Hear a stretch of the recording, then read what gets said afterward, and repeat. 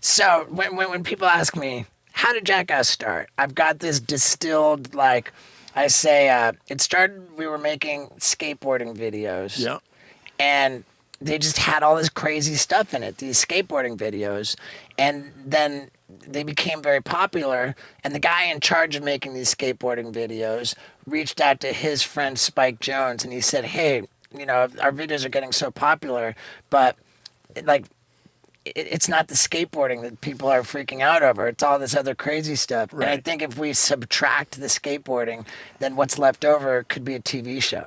And when you took out the skateboarding from the Big Brother videos, what you were left with was Knoxville, Wee Man, Pontius, and Bam was doing something similar. So it was like, it's a pretty good... Yeah, it's a skate video without a whole lot of skating. Like, well, Big Brother, you know, to be clear, we were our whole, like... Right. It was about It was personalities. a very thin veil. It was about personalities, the big Right. personalities in skateboarding, more so than the great skateboarding that's happening. You know what I mean? Like, it was much more about finding the characters. And So I know that and it's so funny how when Jackass started, like, there was still like, I mean, dude, Dick House is the production company responsible for every iteration of Jackass. And when we started filming the TV show, like, how clueless like to all levels of production, Yeah. like release forms, like, you know, we like, knew about release forms. I mean, Right. say we knew about release forms. We weren't very concerned about premise releases. right. We weren't. I knew we didn't have a sound guy. There was no sound guy. There was no sound guy in the first 2 seasons. In all the TV shows, we never had a sound guy. Right. Like, it was me taping a microphone or or Trip or If Gooch. we even did that. We put mics on a lot of times, for pranks and for pranks yeah. and whatever, for sending okay. somebody down the hill. Like, when you stilt box, you had a fucking mic on you. Okay, I didn't even remember that. We hurt you guys a lot of times because we didn't know where to put the fucking little Right. metal box, and when you fall on it, it sucks. I know about that. And the sound was terrible. I didn't know that you could color correct. Right. So we were using, you know, a couple of, I wouldn't call them professional cameras. It was the PD-150 was our go-to camera, which was a professional grade DVR cam. Like, it was somewhere in between a skate camera. It was better than the VX-1000, which was what all the skaters used, but it was the same camera, just it allowed it for a better mic or more, slightly more professional. And then handheld straight out of the fucking Best Buy, you know what I mean? I remember, okay, so when I got so lucky that I was fired from, like, every job I had before Jackass, because when the pilot was going on for Jackass, like, I if I hadn't been fired, I would have missed out on it because I was on a cruise ship working as a clown. Is that when we shot the? Yeah. Yeah, but I got fired from my cruise ship job, and I walked off, and I had saved like $9,000 over my 6 months. Did you get fired, or you just didn't? The other clowns said to the brass of the cruise ship company, they said, if Steve-O comes back for another contract, we all quit. You got pushed out. Yeah, by a bunch of jealous clowns. It was a clown mutiny. Yeah. So I wasn't supposed to know this.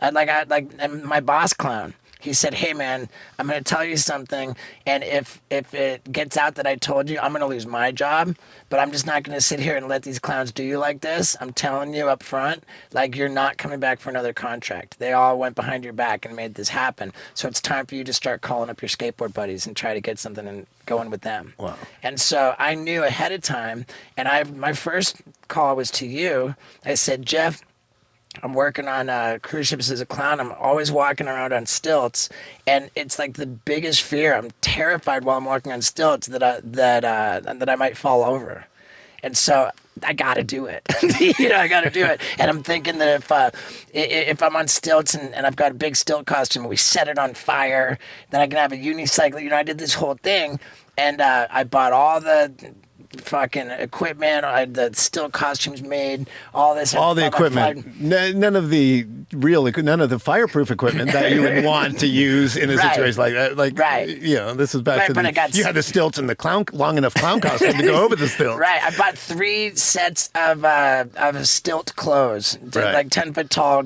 clothing costumes, and we set them all on fire. I got the stilts. I bought my airplane tickets. Like I fucking spent all the money I'd saved to go out to try to be in Big Brother magazine, and I didn't even know. So I get out there, and you're like, okay, now I'll tell you. This is for a pilot for MTV. Right. It was just me, Ballard, and Knoxville was there. Knoxville was there. Yeah. Yeah. Did Rick go? I think maybe we had Rick. I don't remember. Rick. I don't remember too much about it. I remember you went down to Danny Ways. Yeah. And that was the first day I ever met Knoxville. This happened on December 30th of 1999. So you guys didn't know what Jackass was either. Right. We didn't even, I don't think, have the pilot deal done. I think this is pre-pilot, to be honest. We were just gathering shit. Like, you were in town, you wanted to do some shit, so we went and fucking shot it. And Knoxville sat me down on a hay bale and interviewed me. Like, right. We didn't know what Jackass was. Well, into filming Jackass, we still didn't know. Right. How is it gonna doing the pilot? We knew, it doesn't require a host. Right. Because we were at first like, all right, we had these Big Brother videos that people loved, and then we got the TV show based on just cutting together the funniest bits from those, some of Bam shit, right, and a couple other things off of like Whiskey. I don't remember where. I just sourced a bunch of fucking crazy shit, but it all looked like Jackass. Like, and so we get the pilot, like we sell it to MTV, and we don't know what it is still. We're like, we showed this sizzle tape that they loved. Right. And then now we got the deal. Now we're going to make a pilot. All right, do we put Knoxville behind a desk? And we're thinking we start thinking TV. Like it should be a TV show though. Uh-huh. And what we showed isn't a TV show. That's just a skate video. Right. And then so we start talking about this and that, and Spike just shut us out. He's like, no, just that's what it is. Right. You know what I mean? You know what it is. It's great. And so he helped us gain confidence of stop thinking like it's a TV show. Uh-huh. It's just, we sold it. This is what it is. Spike's got this annoying habit of being right. Yeah, dude.